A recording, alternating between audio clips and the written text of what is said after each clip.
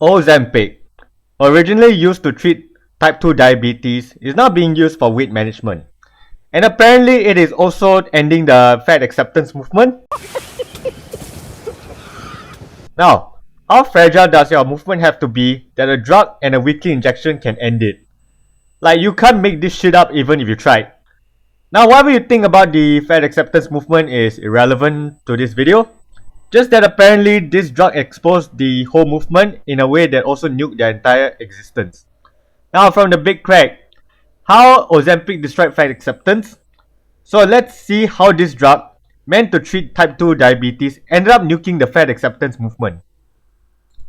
For over a decade, fat acceptance influencers and celebrities have sold us all the same lie. They've told us that being fat doesn't necessarily mean that you're unhealthy and that being big is beautiful. They've said no matter what your body size, you should love yourself. Fat acceptance exploded in popularity, with many plus size influencers building entire careers on this exact message. However, the same influencers who built entire platforms around radical self-acceptance started losing weight. And after the weight loss, the confessions started coming out, with many revealing that they were never happy in their bigger bodies. For the followers who found comfort and support in these creators' messages, this was a total gut punch and a complete contradiction of what they were saying. What came next was social media outrage, with mass unfollowings, rants posted to TikTok and Instagram, calling out celebrities and influencers for their hypocrisy. But before we dive into exactly what happened, we first need to understand how the body positivity movement, or more specifically the fat activist movement, came to be, and what its advocates stood for. And while many people think that the fat acceptance movement came as an offshoot of body positivity, it's actually the other way around. It started with NAFA, the National Association to Advance Fat Acceptance Movement, which I've actually covered quite a lot on my channel, saying as many other My 600 Pound Life patients were a part of the group at one point. And if you know my channel, you'll know that I've covered a lot of My 600 Pound Life. Now, the fat acceptance movement started out focusing on discrimination against fat people, and they were fighting to end weight-based discrimination, separate weight from health, and challenge diet culture. And in The last one, challenge diet culture, that one I can get behind. Cause some of these diets don't take into account what your goal is. Whether your goal is to lose weight or gain muscle, resulting in people just looking either like skeletons or water buoys. Now, there needs to be a better way to explain dieting to people. Ending weight-based discrimination, what are you trying to do? Modeling or getting on a roller coaster? Or what are you trying to do here? Now, with roller coasters, it's a matter of safety. I mean, not that these people care about being safe when they are engaging in an extremely dangerous diet like the 600 pound life people. Now, separate weight from health. Now, the best thing to do for your health is to go to the dentist. Ask them to check your teeth. That may not be practical all the time. Maybe once every 6 months or 9 months, depending on what's your situation. Now, unless you're a dentist, it's actually extremely difficult to judge your own health based on the conditions of your own teeth. Henceforth, why the body mass index exists. It's much easier to measure your height and weight. Now, think of the body mass index or BMI like a general stereotype or a quick diagnostic time saver. It's not as definitive as a full blood panel or an extensive checkup, but it's practical, accessible, and is a practical and accessible metric anyone can check instantly.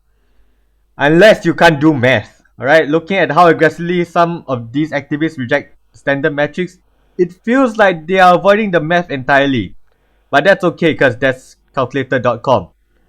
Now, with regards to, checking your dentals, I mean, unless you tell me you shove food up your ass, every morsel of food that goes into your body goes through your mouth, right? So, and obesity is a dieting issue.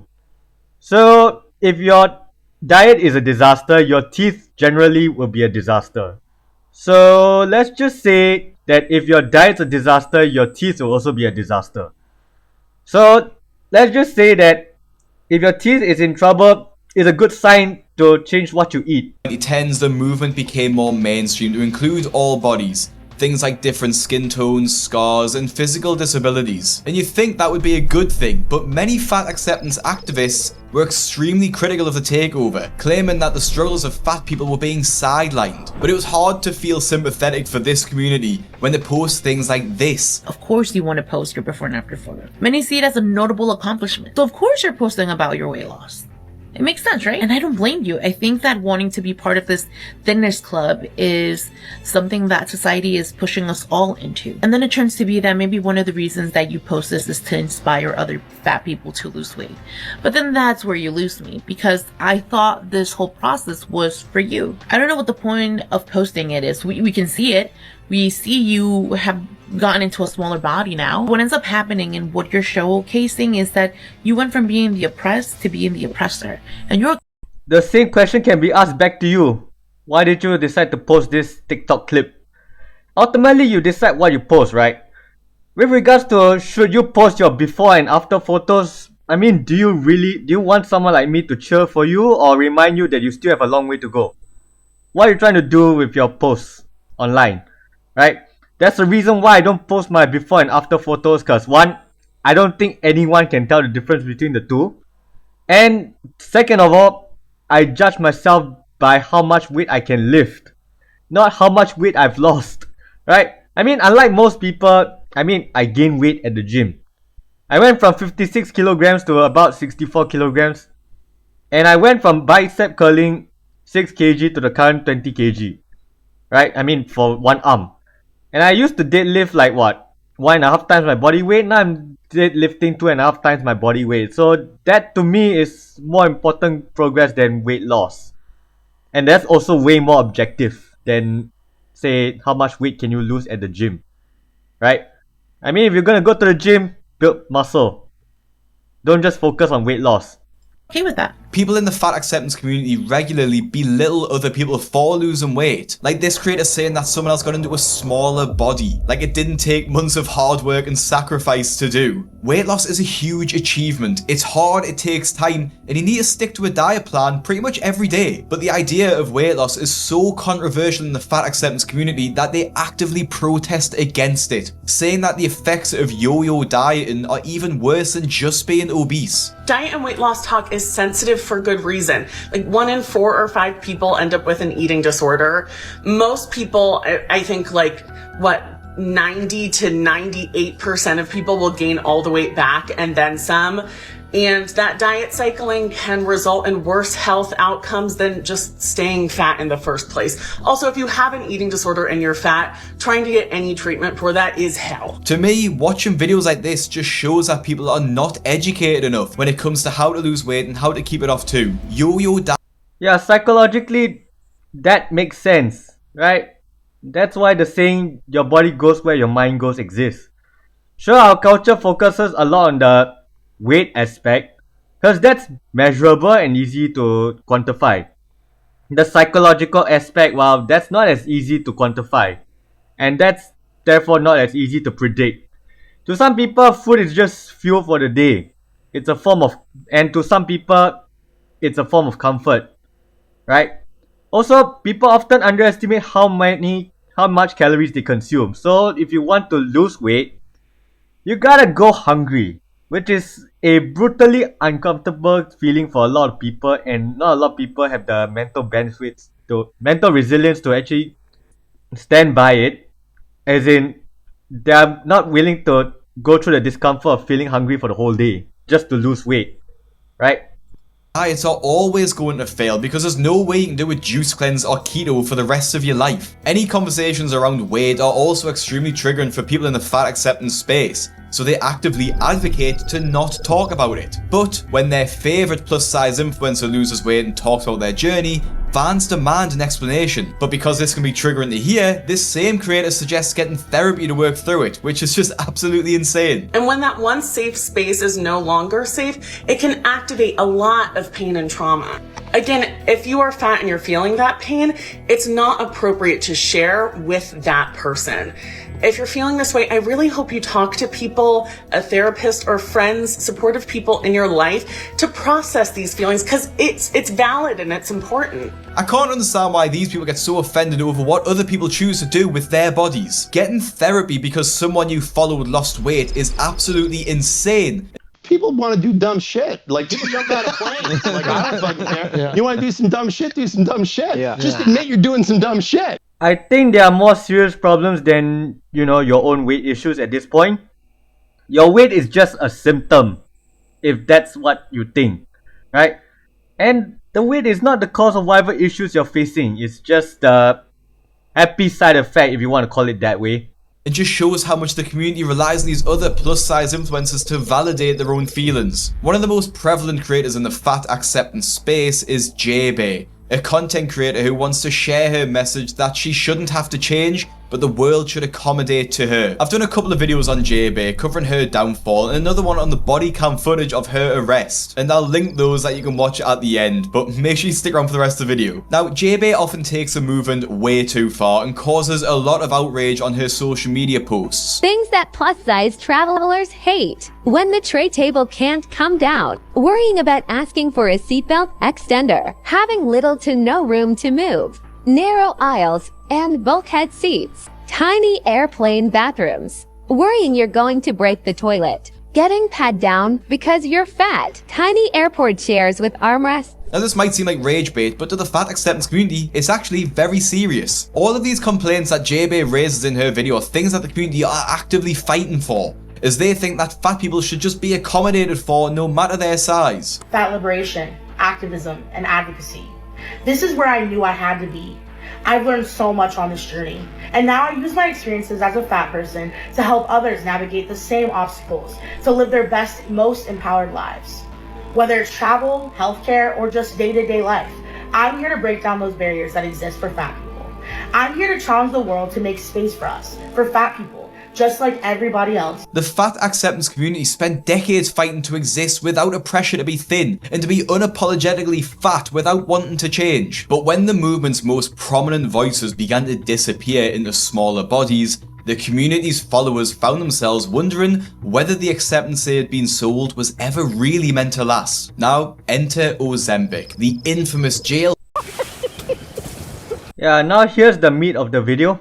drug. And if you've never heard of GLP-1s or don't know how they work, I'll give you a quick rundown. Basically, the drug was initially developed to treat type 2 diabetes, but doctors noticed one significant side effect, which was weight loss. Whether it's Ozempic, Mounjaro, Saxenda, or Rybelsus, they all work relatively the same way. They mimic a hormone in your body that naturally releases when you eat, which is called GLP-1, hence the name. This hormone signals to your brain that you're full, slows down how quickly your stomach empties, and regulates your blood sugar, which all sounds pretty good to me. It essentially tells your brain that you're still full for much longer than you would be, so you can eat less without feeling starving. GLP-1 literally changed the weight loss game forever, because you no longer have to rely on sheer willpower to resist your cravings. You can simply inject yourself once a week and watch the scale drop. Hollywood celebrities and influencers alike are quick to try the drug and seemingly shrink overnight. And it seems like the big curves and massive bum of the Kardashian era is over. With the rise of GLP-1s, a new era has begun, what some people are calling heroin chic. As the obsession with the drug grew, the body positivity movement has seemingly shrunk. Now, just quickly, I don't agree with heroin chic, and I do think Ozempic and other weight loss drugs are overall a pretty good thing for obese people. However, as we'll come to see, more and more average people and celebrities are using it when they really don't need to and getting to dangerously low body weights. However, one person that did need it was Lizzo. Lizzo used to be the perfect example of a fat acceptance advocate, as pretty much her entire brand was based around her size and being proud of it. Let me remind you, baby, minding your business is free. Let me remind you, baby, touching grass don't cost a thing. But when Lizzo began to lose weight dramatically, everyone noticed and fans weren't happy. Lizzo was accused of betraying her own movement because for so long she had told fans that she was proud to be overweight, but now had decided to change. It wasn't just the weight loss that fans were annoyed about though, and it was how she did it. After admitting to using Ozempic briefly, fans were quick to hate on her. The GLP-1 started to become popular when I was pregnant the first time. Yeah. I would have been the first in line to do it. I just, like I said, been pregnant, but the Mounjaro, have you tried any of them ever? Like, I've tried everything. It's just the science for me, calories in versus calories out. Ozempic works because you eat less food. Yeah, here's the absolute irony of the issue. GLP-1 medications work by mimicking natural satiety hormones, meaning you stay fuller for significantly longer. Think about how ridiculous this whole situation is. An entire social political movement built over a decade got defeated because its prominent leaders accidentally forgot to eat too much. Think about how ridiculous that is. Yeah, it makes you full. So if you, right, it makes you feel full. So if you can just do that on your own and get mind over matter, it's the same. I honestly think Lizzo's haters don't understand the effort it took for her to lose this much weight. Whether or not she used Ozempic, she still consistently went to the gym to lift weights and do cardio, and that's got nothing to do with Ozempic. Lizzo's been losing weight for about a year, but it seems like she sort of hard launched her weight loss. I actually unfollowed Lizzo about a year ago because it was too much weight loss content for me. A lot of people saying, "Pa, we knew the body positivity movement was a lie. Finally, thank God." Honestly, this made me very grateful that I've never lost enough weight to have comments like that directed toward me. As a big creator, you do have a responsibility to make a kind of video discouraging the shaming. That's the least you can fucking do. And a lot of these plus size creators are not even doing that because I guess ultimately they agree with it. Ex-fans. Yeah, I just don't shame anyone. I'll just tell you once that you are playing with fire and that I'll suggest that you stop playing with fire. Which, being obese is absolutely like playing with fire. Alright? Actually, I'll go one step further. Obesity is like a hand grenade after you pull out the pin. Right? You'll be perfectly alright for the first 5 seconds, then the grenade will just blow up in your face. Sure, feel free to ignore me when I say put down that fork. Just that when being obese blows up in your face, it'll probably be too late for me to do anything else for you at that point. Right? So, let's just say, try to keep your weight down. If you want me to help you lose weight, just that, be ready to go hungry. Alright? Just saying, if you want me to help you lose weight, get ready to go hungry. Continue to push that Lizzo backstabbed the movement, especially as in 2023, Lizzo was accused of fat shaming 3 of her dancers. Although these claims were dismissed, Lizzo remains one of the movement's biggest hypocrites, simply because she decided to make better choices and start losing weight. And it wasn't just Hollywood celebrities who were criticized for their weight loss transformations, but influencers too. Remy Bader went viral in 2021 for her fashion haul videos and became a very successful plus-size fashion influencer. Remy was also very active in the body positivity community and would regularly post her own skits making fun of other influencers. I wanna end me.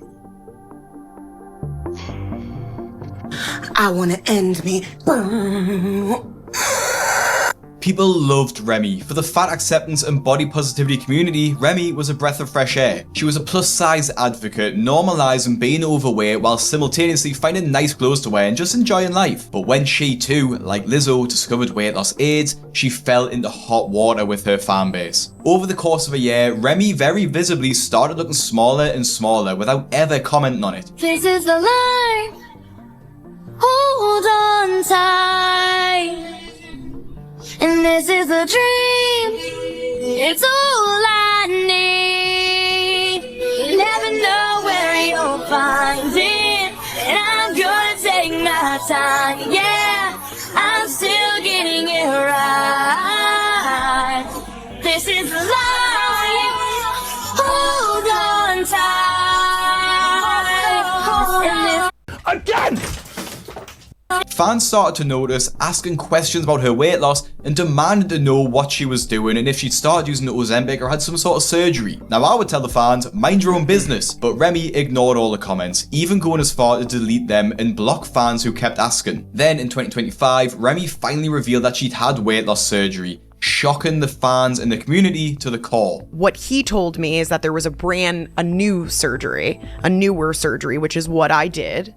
And what everyone online, of course, at this point, everyone's like, okay, well, she did one of the shots or she did the sleeve or something. Like, no one guessed this because it's not a known thing. So new. So it's called Sadie, which is a very long name, but it's like the acronym is Sadie, which I would say is a mix of both of those surgeries. They cut out 80% of the stomach. They move around the intestines. I also was, got with my health issues, ended up having a fatty liver. So they actually had to like hold up the liver during that too, because it could be dangerous. Fans were furious that Remy had kept this secret, blaming her for misinforming her followers into thinking that this much weight loss can be done without any sort of intervention, which actually isn't even true. You can lose that much weight without intervention. Here's what's crazy. Number one, because she went to being overweight to like very thin, seemingly overnight, and would not address it. After she had spent years and years building a fan base of people who followed her for her plus size content. Now, I'm not saying that she needed to stay plus size. If you're gonna create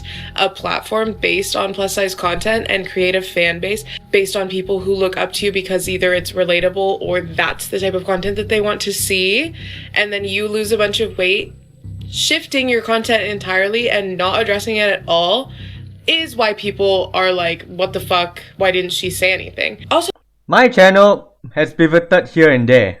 Alright, I've covered some engineering disasters. I've also covered some social issues. Social issues get better traction than engineering disasters, at least for my channel. So if I pivot towards covering social issues, do I have to announce it? Also, if I pivot into something else in the future, let's say gaming, then my current audience have every right not to click and watch that video I make. I mean, you guys don't have to click on this video, but I thank you guys for clicking on this video and hearing what I have to say about this Ozempic disaster to the fat acceptance community. I thank you for spending at least 20 minutes of your time listening to me at this point. I mean, in the case of this fat acceptance movement, she lost weight and pivoted. Go find someone else. Why are you giving her shit for? People want to do dumb shit. Like, people jump out of planes. Like, I don't fucking care. Yeah. You want to do some dumb shit? Do some dumb shit. Yeah. Just admit you're doing some dumb shit. Right. You also have a life. Or at least I hope you have a life. I was just going on a Kardashian podcast to say this. No one follows the Kardashians because they're relatable. They follow the Kardashians because either they look up to them or they think their lifestyle is like crazy and, you know, want to follow along. Remy Bader was like a household name at one point for being mid-size plus size content, showing relatability in outfits and life experiences and just talking about day-to-day like what it's like to be a plus size person, and created this whole community and then dropped them. There's no issue with her losing weight. If she wanted to lose weight, that's totally fine, but you have to acknowledge the fact that that's who your fan base was. You're just kind of leaving them in the dust and not even saying anything. Yeah, that's kind of the fans' fault for having such an unhealthy parasocial relationship with their favorite plus size influencer. Your favorite influencers can change. Alright, look at PewDiePie. Look at how much he changed. People may not be as interested in his family content now, but that's okay. Not everything has to be about views. Same thing now. Just because your favorite plus size influencer lost weight doesn't mean that you should lose weight. I mean, I'm serious on this part, alright? If you feel pressured to lose weight, then either A, you are a mindless consumer of the content from that plus size influencer, or B, you somehow believe that external validation is the most important thing in life. Like, both of those options are not gonna lead to a healthy life, alright? If you want to lose weight, whatever. You want to keep that weight, whatever. Anything happens to you at that point, it's your problem. Not talking about how you lost weight, not talking about why you lost weight, like, and I know people are gonna be like, she doesn't have to do those things, but I kind of disagree with that because that was her whole content. She was a relatable content creator. Now, while over 300,000 people agreed with this take, I have to disagree. Remy's content was primarily fashion. Being plus size was just a part of it. If you're following Remy just because she's fat, then why? If people have to unfollow Remy because she's lost weight, then it seems to me like they're more interested in following other fat people just to make themselves feel better about being overweight. It's ironic too, because even if Remy had said she had weight loss surgery and was actively tracking her calories, her fan base would have kicked off with her for that too, claiming that her content was becoming too triggering for them. This is a TikTok that she posted on January 4th, 2025.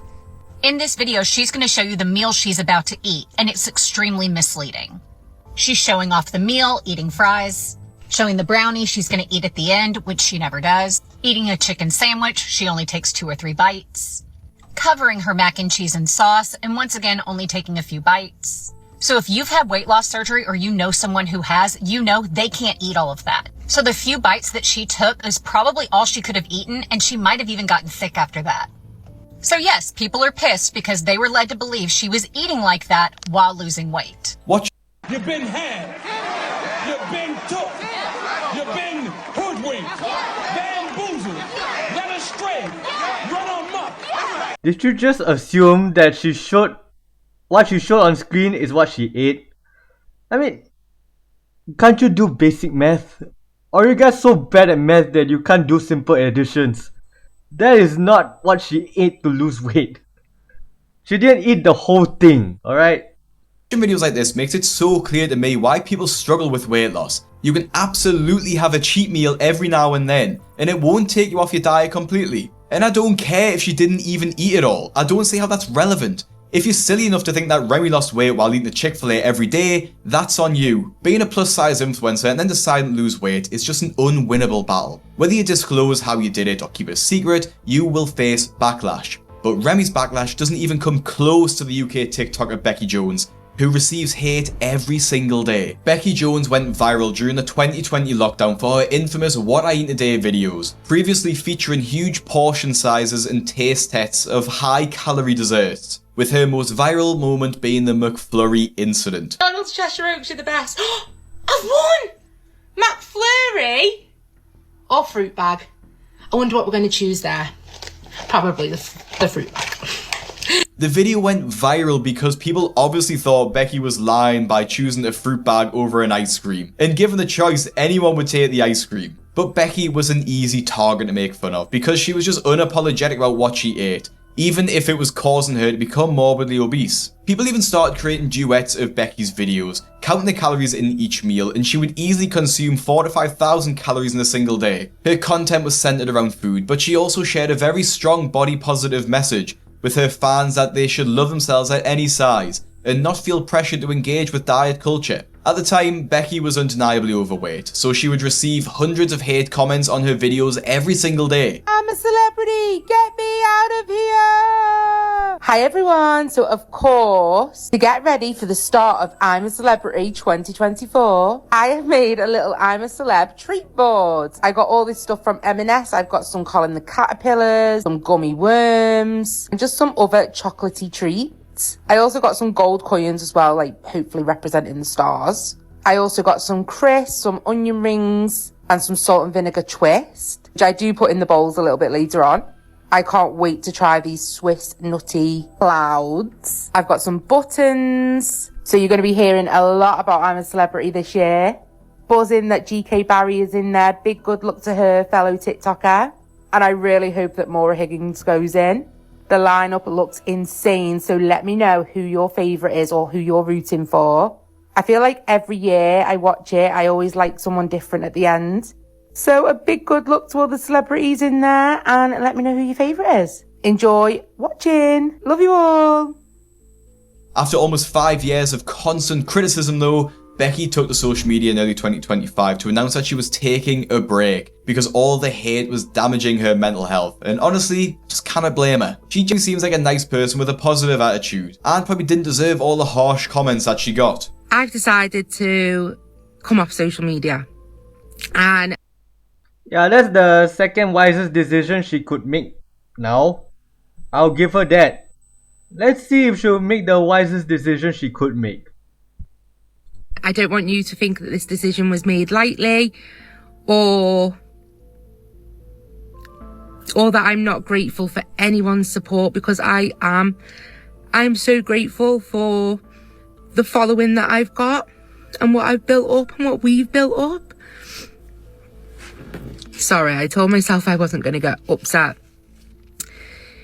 But the last few days I've been reminiscing and I've been reflecting, and it's just not good for my mental health anymore.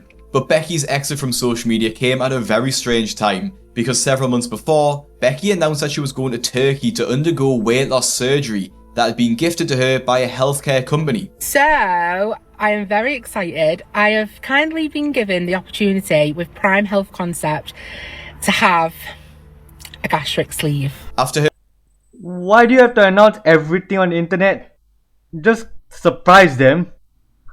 Her comments were flooded with concerns about having the procedure in Turkey, and with the whole operation being gifted, Becki decided to listen to her comments and not get the surgery as it could be unsafe. But because Becki's exit from social media came so quick after her surgery announcement, fans were quick to suggest that Becki had actually lied to them and had the surgery behind their backs, using her TikTok break to recover from the procedure and stick to the post-surgery diet of low-calorie foods, which would be a big change from her usual content. It's very obvious that she has had like a gastric sleeve and won't admit to it. There are videos that have come out where she's literally made a video saying that she got it done but says that she hasn't. Why is that such a thing?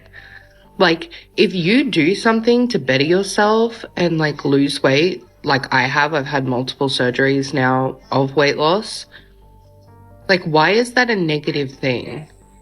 Like, you're finally taking control of this issue that you're suffering from and you're trying to do better. Why not be forthcoming about that? Fans were adamant that Becki had actually gotten the surgery and was lying to everyone about it. One fan even went as far to dissect a video of Becki and claimed that she had scars that matched those of a gastric sleeve surgery.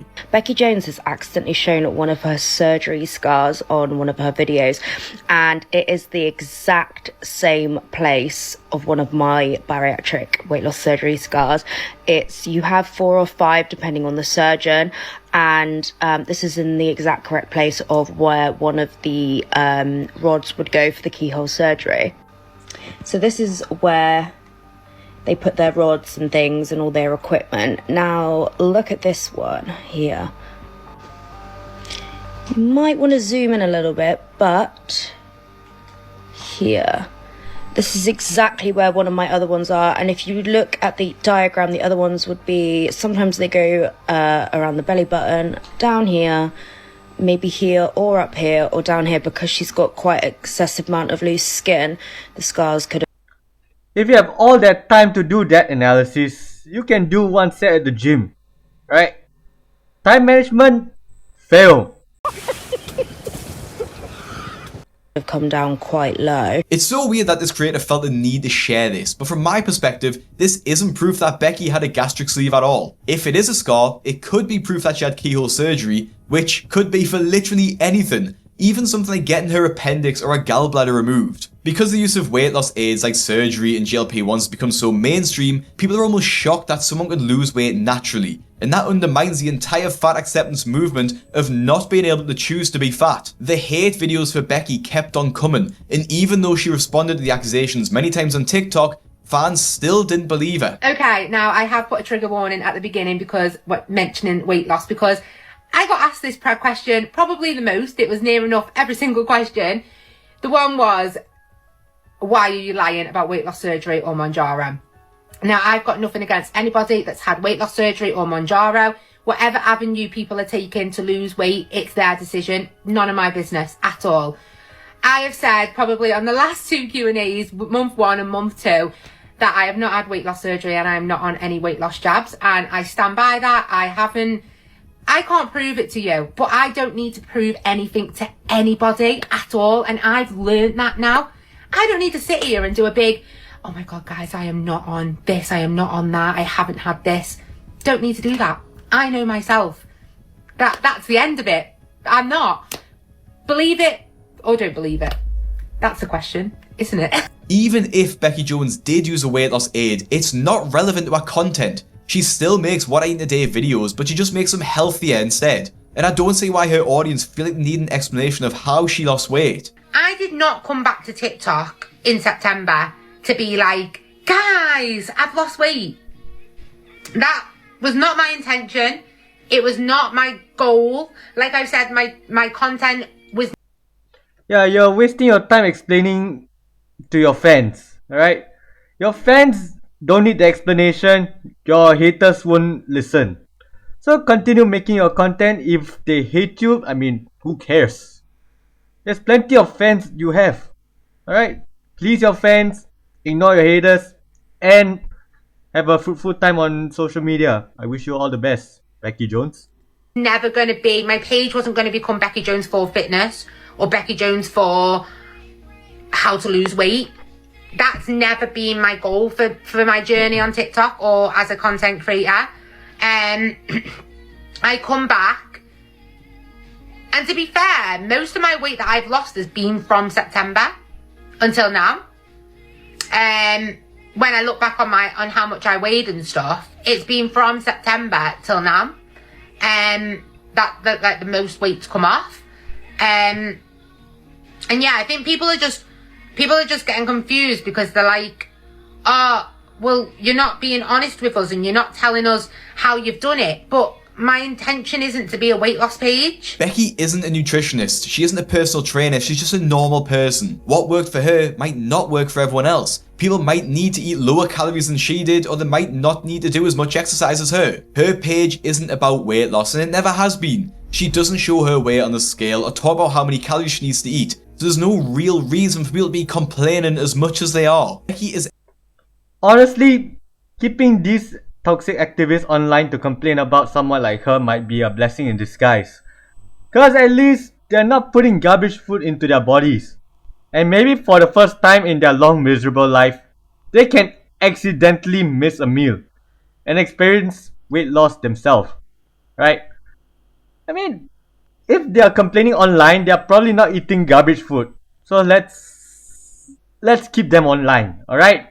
Exercising every day, doing workouts and going for runs. So it's no real surprise that she lost the weight naturally if she did. I just can't understand why people see this as a bad thing. You can see from her content that she's a much happier person having lost the weight, being able to fit into more clothes and being able to go outside more without getting out of breath. One of Becki's recent TikToks went viral on Twitter, getting over 1 million views overnight, and the comments are just awful. The comments flick between calling Becki a liar. I wish that she would just admit that she had a gastric sleeve. She's a horrible, dangerous liar. She's either had a gastric sleeve, which would explain the mince, or Mount Yarrow. Grim. But I think it's really clear why so many people are truly angry with Becki. It's because that she lost weight before they did. Now, I honestly think Becki's fans used her page as a cope to begin with, thinking that because Becki ate 4,000 to 5,000 calories a day, so could they, because they could live in comfort in thinking that they were never as big as she was. But now, Becki is slimmer than they are, and her fans are going crazy because of it. How are her collarbones more prominent than mine? She's skinnier than me now, OMG. Can't believe she got skinny before me. No. Yeah, please continue. Keep them on the internet to complain. Way her collarbones appear more than mine. What? Why is she low-key getting skinnier than me? Okay then, Becki. It's often overlooked with Becki's old type of content that you can't keep living in this lifestyle forever. If you eat this much food, you'll either eat yourself to immobility, or if you are overweight, you will end up with a lot of loose skin by the time you lose the weight, which is a situation that Becki is currently in. And Becki has gone from being hated for being overweight to being hated for losing the weight, and she literally can't win. Whether Becki had a gastric sleeve, a GLP-1, or did it naturally, I don't care. It's none of my business and it's none of anyone's business. And it doesn't make Becki's journey any less valid. Becki Jones has gone from being a girl who couldn't walk around B&M and getting out of breath to someone who can run a 10k. No amount of weight loss surgery or Ozempic can make you that motivated. Becki literally does multiple workouts every single day and is constantly pushing herself to new limits. Weight loss aids stop you feeling hungry. They don't walk you to the gym for a session or take you to the park for a run. That's all on Becki or whoever's losing weight. And if people aren't willing to accept that, that's their own problem. So many of Becki's fans have tried to cancel her for not wanting to share how she lost the weight. But why do we have a right to know? Like, even if they know how she did it, will they listen? Will they change their lives to lose weight? Or will they just cover their ears and scream at the top of their lungs? I mean, hopefully that remains online and not migrate offline. But at the end of the day, they are not gonna listen. So why should she have to explain how she lost all that weight? Right? She's just wasting her time. Becki still stands for the body positivity community, but it feels like they've left her behind. Now, I've talked a lot about Becki, but her situation isn't unique. She represents a clear pattern happening on social media right now. Weight loss usually happens behind the scenes, but the internet usually demands an explanation. The group known for not judging people's bodies is literally doing exactly that. And it's a double-edged sword. If they admit to using jabs or surgery, they're a fraud. And if they didn't, they're liars. The effort that Becki and these other influencers put in has been completely undermined by the movement, accusing them of cheating and actively trying to make them feel ashamed for losing weight. This is because the body positivity movement largely exists to push back against the idea that fat people lack willpower or discipline, and that for some people, it's just flat out impossible to lose weight. If being fat is a choice, it undermines their entire movement. Body positivity was supposed to be liberating people from the exhausting pressure to keep up with beauty standards and staying slim. It was supposed to mean that your body was yours to do what you want with, and now it seems like the opposite. It really comes down to this. Now that weight loss surgery and GLP-1s are so accessible, losing weight and being slim is easier than ever before. And although GLP-1s and weight loss surgeries are seen as a rich person's way of losing weight, I feel like they are becoming more and more accessible. So maybe we'll see an even bigger shift in the years to come with body positivity as these drugs become more accessible. Now, if you want to watch the deluded world of the plus size influencers, click the video on your screen now. Follow me on Instagram at BigCraigYT, subscribe to my main channel and my compilation channel if you want to watch longer videos. Thank you for watching, and I'll see you in the next one. Alright, that's the end of the video. Ozempic has indeed exposed the fat acceptance movement in a way that also more shocking than I can imagine. They also nuked it. Now, normally online movements just spread misinformation or they just take information out of context to push an agenda. Fat acceptance, it manufactured an unbelievable alternate reality for their followers. Not only that, it's the easiest thing to poke holes in. It's like someone gave you a bucket with no bottom. That's the fat acceptance movement apparently. Forget about the hypocrisy, misinformation they spread, or just how absolutely crazy their ideas are. Ozempic, this drug, just came in with a sledgehammer and just nuked the entire movement. And now their followers are running around like headless chickens, shaming anyone who quote-unquote left the movement. I mean, I hope this video just showed that it is much easier to accidentally leave the fat acceptance movement than to purposefully remain faithful to the fat acceptance movement. It's actually easier to leave the movement than to stay in it. Just putting down the fork is all it takes to leave the fat acceptance movement apparently. And it's surprising how being part of this movement just exposed the horrifyingly ridiculous person you are.